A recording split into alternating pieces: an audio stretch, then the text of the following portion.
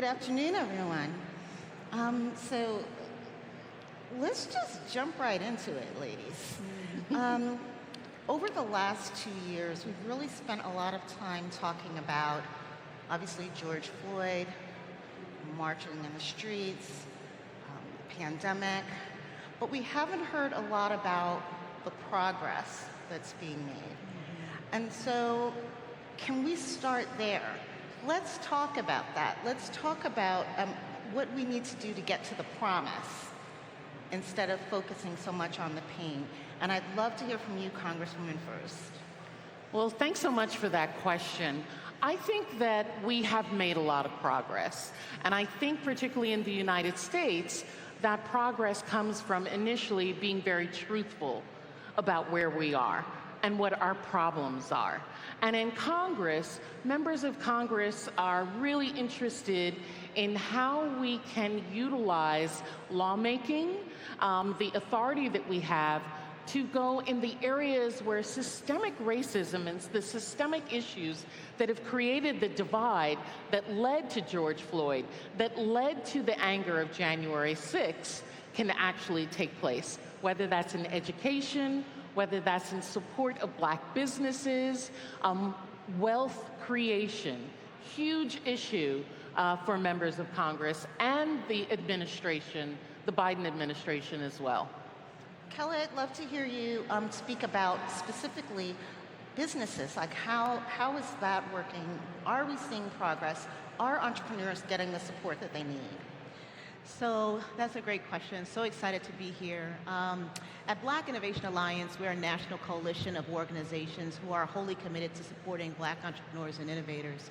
And a lot of folks don't know, because we've covered so much ground in the last 2 years, that we were birthed in the midst of COVID. We came together because ecosystem leaders were having a hard time finding support for their work. And we said, you know, it's not enough for us to work in isolation. We're all on the struggle bus. And so if we really want to achieve the progress that we want to see, we need to come together. We can no longer do it in silos and do it alone. And so a core group of about 18 ecosystem leaders came together, and we were supposed to meet at a conference. That conference did not happen because of COVID, and we decided to take the conversation online, and within 6 months, we launched as the Black Innovation Alliance. And so I think in this moment, it's created an opportunity to bring folks together to understand, okay, we need a different long-term play. We need to figure out a collective play, like what's our modern day movement, and how do we start to power build around it? And so, how do we get there? What is the secret equation that we need to put together to start thinking about more about wealth creation?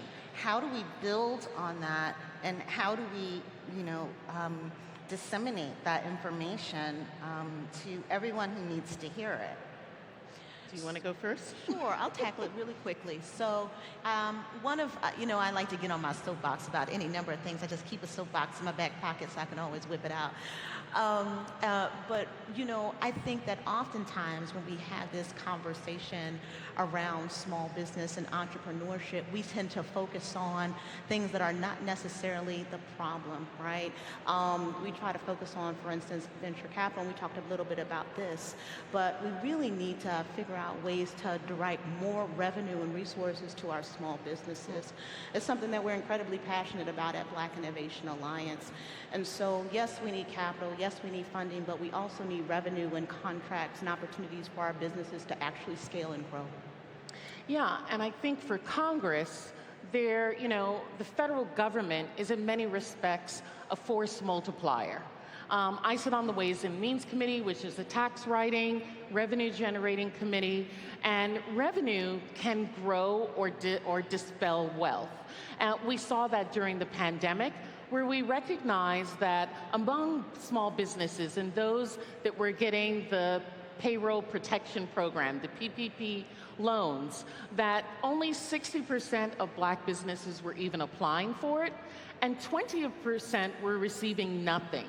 And so as members of Congress, we went back in and said, no, we've got to get a larger pool of money, and let's direct that to smaller community banks Let's just direct this to ways that we know that those businesses can receive.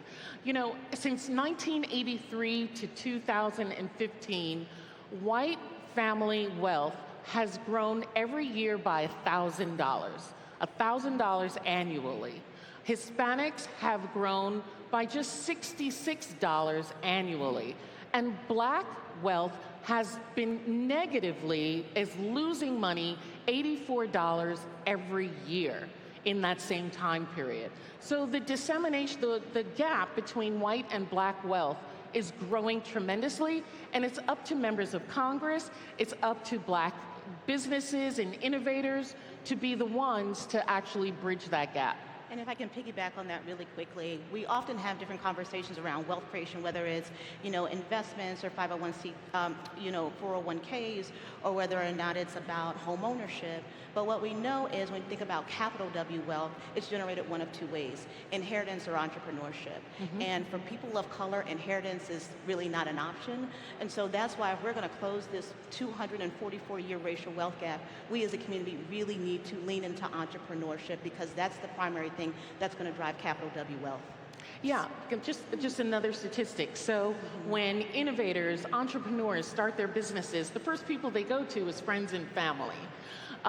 So 71% of white Americans say that they can find someone, a friend or a family, to give them $3,000. Among black Americans, it's only 21% of black Americans who have friends and family that have $3,000 that they can just give away and not see it again for 10 years while that business is incubating. And I'm sorry, the popcorn. I like this little volleyball thing that we have going. But I think that's absolutely right. But what we don't talk about is when you have that friends and family round that gives you, $40, $50, $60,000 to play with, you're able to establish your customer. You're able to establish an MVP. Before you bring in other people's money, you're able to establish aspects of your model that makes you better positioned for the next level of funding. And so when people of color come to the table and, our white counterparts already not only had a head start of the funding, but had a head start of figuring out the concept, that puts us at even a farther disadvantage. So is a part of, kind of leveling the playing field, talking about or learning more about getting access to more financial literacy? Is that a key component to, making sure that the injustice that's endemic in the system? I think that's a facile kind of answer. And I think the literacy is not on the part of black innovators and black creators, but financial literacy on the part of the people giving the money. To recognizing that the black businesses that they are not taking in, that they're losing money, that they're not getting an opportunity that they can. The fastest growing, largest productive businesses are black women businesses. And by not investing in that, the banks themselves are losing money. Banks request from black people, 30% of applicants, they want personal W-2s. And they request 0% of that from white applicants. And so they're missing the mark on an opportunity. And I think for members of Congress, that's what we're showing, that there's an opportunity lost. Our GDP is falling off because we are not engaged with these black businesses, and that there's so much more that we could grow if, in fact, there was parity in terms of the resources and the funding that were going to those businesses. And how do you feel about that, Kelly? Do you believe that, as Congressman is saying, that the financial literacy piece really doesn't have to sit with us? Yeah, absolutely. But when you think about it, for most black people, it's the first generation we had disposable income. We're all on our own personal journey around financial literacy. It's like, oh, now we've got the foundation, got the life insurance, you got the investment plan. Now, okay, what do I do next? So everybody is on their own personal journey. So yes, absolutely. But the challenges that really keep us behind are the systemic challenges that are deep-rooted in the society. So that financial literacy play, everybody has to be on their own journey and do their own learning as it relates to that. But the systemic challenges is what really holds us back. And so we're sitting with an audience filled with tech people, people who have access to funding. Investors, what is the message that you want to leave them with about how to bridge the gap, the wealth gap, the financial gap, the business gap? What are some things that you feel are key takeaways? Well, I think that a lot of investors in particular just need to do their own work, and understand they really engage their occupation with real cognitive bias. There's a lot of kind of debate around this, but anywhere from 6 to 9 out of 10 venture-backed startups fail. I have a good colleague that refers to that as philanthropy for white dudes, right? So there's no way, I'm a social scientist by training, right? There's no way a 9 out of 10 failure rate would be sustainable for any other demographic. It just would be scrapped, right? And so we know that diverse teams are more high-performing teams. The investors have the data, they still do not change their behavior. And that's the problem. So the investor community, you all need to kind of, do your own work together, like collectively update your norms and ways of doing and being, because it's not because these ventures are not worthy and not because they're not prepared. It's because you fail to update your practices in engaging with women and communities of color. I think the message that we as a Congress, we as members of Congress, and Kelly was so instrumental in me coming back from Web Summit and talking with my colleagues about starting a congressional caucus on Black innovation, where we're taking members from various committees, different backgrounds, geographically different, to try and come together to do what we can to amplify as well as support this issue. The thing that we are trying to convey to the various sectors is that there is a great opportunity that America is not taking advantage of.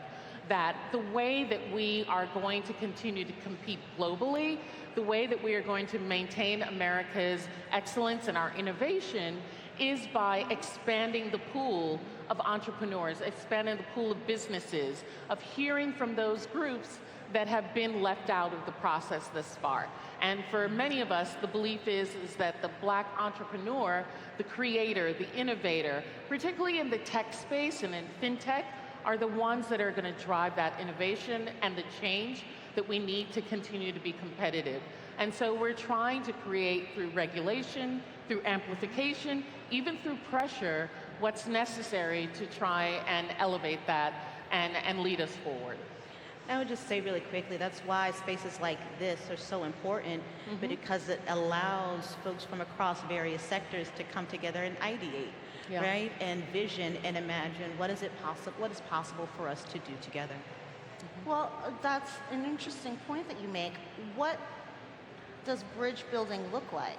What is the investment that people have to make, financial or otherwise, in order to make that work?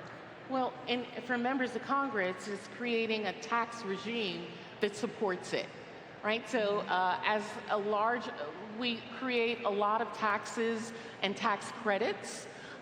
Those credits should go towards going into emerging markets.